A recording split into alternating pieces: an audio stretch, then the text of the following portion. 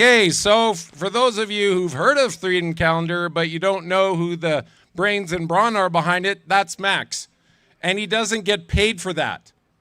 He's been doing that hundreds and hundreds and hundreds of hours just for Alberta. And he doesn't know that I'm going to do this, but, well, I'll get to that in a second. So he has 20 years, 10 years computer experience. He has tons of audio video experience. And thanks to Max, all this is set up and you get to actually hear what we're saying up here. And also, right now, thanks to Max, 300 people that couldn't make it are watching online. All right, and Max is an extremely hard worker and integral, and as you know, he's on the side of freedom. So if you need some computer work done, hire Max. He's available and needs work right now. And so that's all I'm going to say. I will let you speak to Max yourself. All right, get up here, Max. Give him a good applause. Here, buddy. Here you go. I'm not going to violate any laws. I'm not going to violate any policies regard to how to use a microphone. I'm the one who's been telling people, get closer to the mic, get closer to the mic. How dare you? Anyways, when you sound tech, you know what it means. So I'm Max. I started a while ago a website called freedomcalendar.net. That website was initially used to catalog events for like many people. I saw a urgent need to catalog events because I saw that the only way to accurately or less reliably send the events to people was by by text messaging, which is highly inefficient and very decentralized. So I put this website put together in 2023, July 2023. Later on, I began to stream events and just recording events from the Alberta Prosperity Project because for fun, it was cool. And later on, I began to live streaming events for many organizations, such as Stay Free, APP, and all those things. So this is perhaps my 200th video stream. I don't know. I lost count, by the way. But I think I'm pretty good at from the technical side of things, and that's kind of my talks here. So this is my first speech that I actually done in public. So you know, if you notice that I speak like an autistic kid or something like that effect, don't hold it against me. So today I want to talk about this side of things that you don't probably see on the camera that much because I'm basically the guy who's working in the back, and I can tell you doing a live stream, watching the sound from everybody when somebody's doing this, oh, it's not loud enough, can you play this, can you do that? Making sure that the stream is up and running, that nothing gets killed. To the 350 people watching online, and please share this stream, that really helps. And I'm gonna go back in a minute about that as well. So today I'm gonna talk about my journey, about how I joined the fight of the independence train, per se, and how I got there, what pushed me to do that, and also a few things that you can help. Mosquitoes. We need to pay more carbon tax to get rid of those mosquitoes, right? Bill Gates mosquitoes. Have you heard of those things? Anyways. So how did I up there? So for those, I share a similar history like with Jason Levine and many others. I was basically moved here in Alberta almost 4 years ago. Here's my accent. No, I'm not French, by the way, just so you know. My first language is Spanish, not French. And I used to live in a place called Quebec, where all taxes go to die. And what woke me up just was during this pandemic. Oh, I said it out loud. During this pandemic, the Quebec government was very abusive against its own people. They imposed curfews on people. So after 9 p.m. or something, from 9 p.m. to 5 p.m. the next day, you're not allowed to transit in public. So you can actually get a very glorious fine of $1,536 and 54 cents. I know the amount. Go figure why. So that's what the government was doing. They were very, very, very, very nasty against their own citizens. Unless they get your jibby jab, you're not allowed to participate in society. I had problems with my employer at that time. And that's kind of what happened. So I learned from my mistake that basically in Quebec, they're very nasty when it comes to policy. And that is what pushed me to work with freedom groups down there in Quebec. And so that's kind of happened. So later on, when I moved here to Alberta, I began to surround myself because I needed to get social eventually. So I started to go to town halls with the Alberta Prosperity Project. They were very small. And back then, their idea of independence was kind of bogus or not necessarily defined per se. So I began to surround myself with the guys from the Alberta Prosperity Project, made some social networking with people, and I got invited to other groups, other town hall meetings, and that's how my social network basically grew up exponentially. And then after that, as I mentioned, I was recording events. I wasn't live streaming events at that time, I was just recording offsite. And then one of the guys who really woke me up, and I said in public, it was Michael Wagner. I know who he is. Michael Wagner, one he was watching, I was recording a video, I believe in Brooks. Corey Morgan was there, Dennis Modry. So Corey Morgan, Dennis Modry,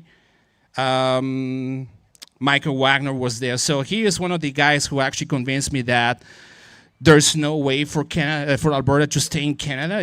Canada is basically a country I grew up in, by the way. Just so you know, I wasn't born here in Canada. I was born in Chile. So my parents moved here in Canada 25 years ago. And then I moved here about 4 years ago, just so you know. But through Michael Wagner is when I noticed that Canada, the country I grew up in, no longer exists anymore. So that's Michael Wagner who kind of convinced me as well, too. Another lady, I don't know if she's here or not, if she's going to speak, is Kathy Flett from the Alberta Women's Independence Network. Yeah, many people know her. Raise your hand if you know her. Just show your hands. Here. Raise your hand if you believe in climate change. Oh, that's it's a scam. Come on. So through her, I learned that Canada was in fact install a government that were selected to fit into the Canadian Constitution. So whoever tells you that you can't leave Canada, you can go and say, well, Canada never, Alberta and Saskatchewan never actually joined the Constitution. They were brought in, okay? So that's one of the things that I said, well, why Alberta and Saskatchewan, they have this abusive relationship with Ottawa is because they were never joined the Constitution. And that's another thing is that if you live back east, I mean, past Ontario, all the way to the East Coast. It's not on my speeches, but it's okay. They're culturally different from the rest of Canada, particularly on the West. So there's a cultural mismatch between what's happening on the West versus what the East, just so you know. So Kathy, she explained to me why. That's how you need to read my notes there. So that's what essentially she is one who convinced me about that aspect of things. I put a lot of notes because I do a lot of technical stuff. So public speaking is probably my fourth in my priority list. So just so you know, that's okay. We all have your strengths. Some people they talk a lot. I just don't talk to them. I'm just like the autistic kid in the back doing everything. Just so you know, I'm not autistic. It's just my sense of humor. We can say that, right? So what are we up against? We're against the system. What is the system? Take a look at the system at this giant hydra. We have the unions, we have the feds, we got intelligence agencies, we have the legacy media, CBC in particular, for those who know the joke, for those who follow me actually. And we have basically the government and also installed government NGOs and government officials. Who knows about Gary, this guy who wants to take away our guns? Gary, he wasn't even born here. He was born in Sri Lanka. So why this guy telling me that we need to buy our guns? You know, that's foreign. I would say foreign intervention. I just gave my little foreign interference. Thank you.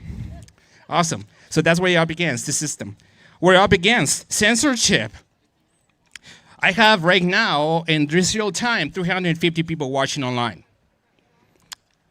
Okay? That's a problem. Because on January 26, when I was at the Big Four, I have 5,500 people watching online. So there's a problem with censorship. And now what's happening is that if you look at how, because people just take a look at the video, they just watch it. Like people, when they watch a video from Derek Smith and Corey Morgan and all those guys, they see the trends. But we look at the analytics surrounding a streaming, and the government, I can tell you, that is really topping down.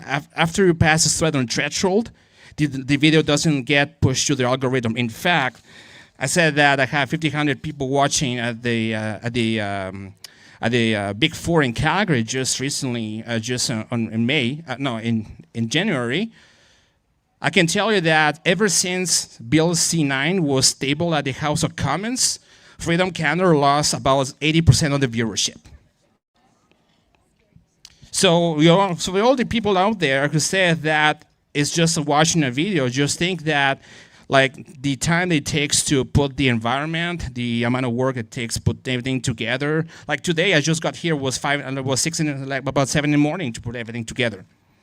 3 hours of, and then watching the stream over there, that's another probably 5-6 hours of work. So if you really think about how the social media platforms are being essentially ruined against us, that's censorship. You don't see necessarily that they're not going to censor people like me or people like Jason Levine and many others, but social media platforms are really doing a very good job at throttling our viewership. In fact, if you look at the history, if you look at Bill C-9, Bill C-22, and all those things, their main objective is to put individual content creators out of business. That's the reality of things. So, no, it's not even communist, it's the way it's designed. Yeah, so that's what happens, is that people need to understand that censorship is, and in this information warfare component, that's what we're up against. We're essentially trying to push the truth out there to people who are watching online, and now people who are sick couldn't come, that's fine. But that's another thing, is that censorship right now is one of the things that's being used against us. What we're up against, point 3, psychological warfare. You know, if you look at what's actually right now, what is actually out now, I think some of the folks were talking about the Forever Canadian people, right? I got nothing against them, by the way. In fact, willing to talk with them at any time, except that what's happening is that the system is using some people, right? They're essentially using two people to go against us. This is what happened with the guy in Edmonton who just almost got run over by a car driver, right? What happened to this guy who was actually very upset that another guy was driving an Alberta flag? How is it possible this guy all of a sudden became so upset that went to physically attack somebody? That's physiological warfare.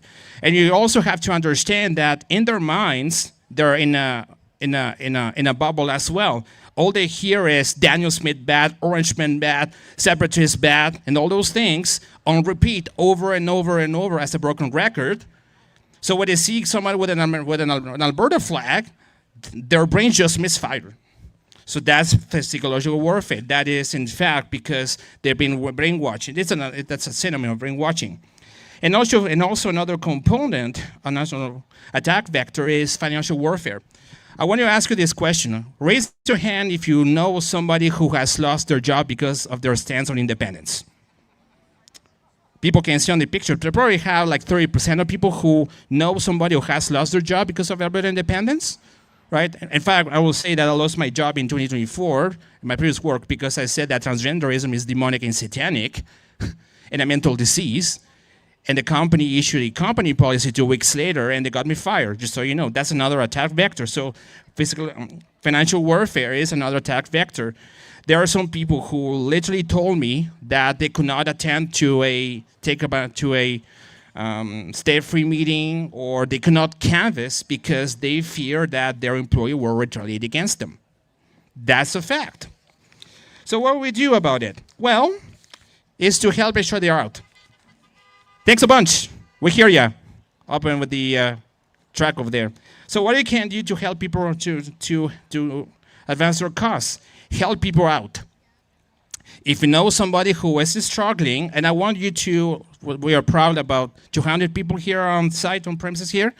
I want everybody here to at least get their phone number for the next guy next to you and say, you're awesome, you matter, because when that guy actually falls down because he's lost his job or whatever happens, he or she needs, because they're two genders, by the way, whatever, they need, he or she needs to have somebody you can call. Like, there are a lot of people who just moved to Alberta just to sustain the effort of independence. They're not here necessarily all the time. Like you've been hearing a lot of people say, I'm a 6th-generation Albertan, I'm a whatever integer generation Albertan, you know? It's like there are some people who are new in the game, and I know people who have been here just for 2 months in the game, and they moved here to Alberta because they want to help with the effort of independence, okay? So keep contact with people.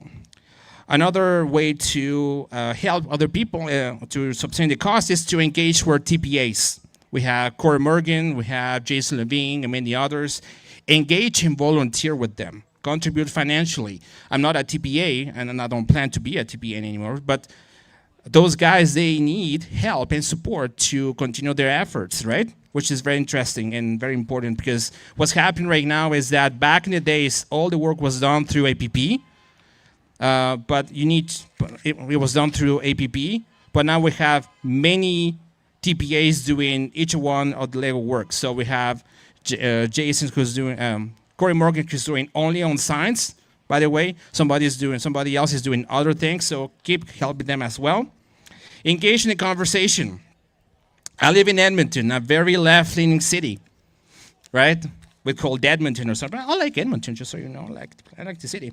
But engage in conversations. Like when I talk to people, is what is pushing you, or what is preventing you to think about this idea of Alberta independence as a viable option. I don't tell people that they're lunatics. I don't tell them they're nuts.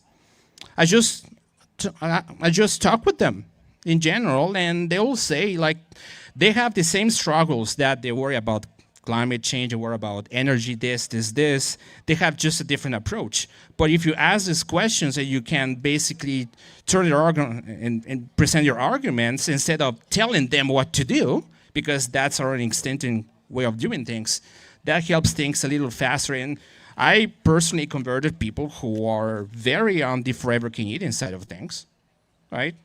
So that's another thing to do. Yeah, thanks. And also, I talked previously before about the cultural aspect of things. Assert yourself culturally.